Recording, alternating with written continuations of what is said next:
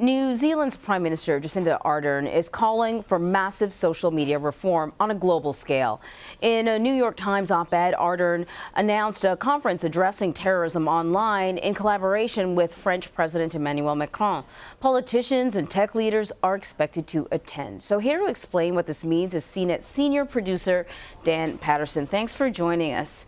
So, almost right away, Jacinda Ardern was very vocal about her desire to do something about social media, the role it played in the mass shooting in Christchurch. Though she's not talking about privacy or some of the other things we're talking about, she's talking about hate speech. What is she considering? Well, what's so fascinating, Anne-Marie, is that the Prime Minister of New Zealand has connected automatic weapons, like actual guns, to the weaponization of information on social networks. And in fact, she called for two things to happen. One is a ban of automatic and semi-automatic weapons, which New Zealand has moved on, and at least conversation about the way information is weaponized on social media. And I say conversation about because there are these calls for, especially with Prime Minister Macron in France, a summit to discuss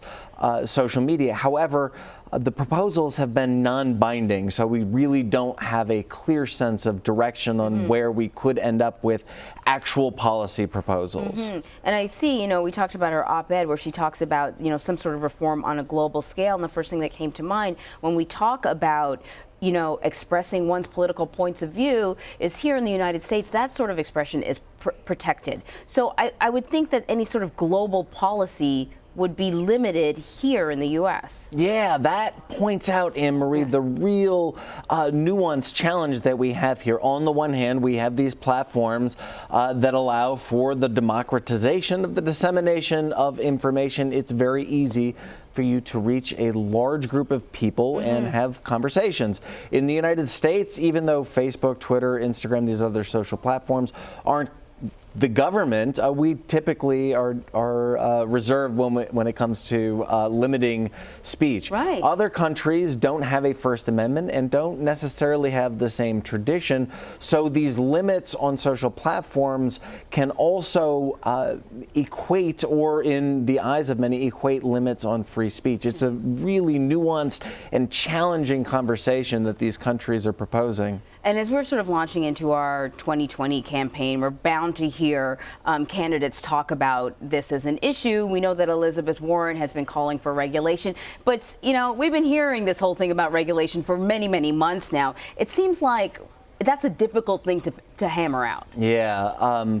Look, it is one thing to call for, at least it seems as though there is an appetite for some sort of regulation. I mean, even the guys who run these tech giants are saying, yeah, we should be regulated. That's very true. Tech giants do say that we should be regulated. However, there might be a cynical purpose for that, and that is that, look, the cost of compliance with regulation for many companies like Facebook, it's just factored in to the cost of doing business. If you are a plunky startup where the opportunity cost of complying with the regulation comes at the expense of innovation that could change the marketplace, you don't grow as quickly as companies that came before you, like Facebook. Indeed. So let's talk about this conference with French President Emmanuel Macron.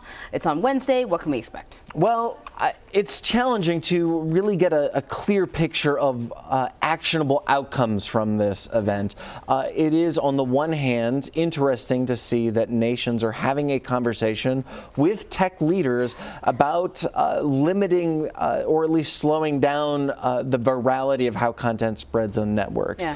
On the other hand, again, these are non-binding agreements. So it's really, again, the outcomes are just as opaque as they were a month or 6 weeks ago or even a year ago. So it's at least good that they're having the conversation, but whether or not we'll see any policies, that's completely up in the air. You're right. Thank you so much, Dan. You too.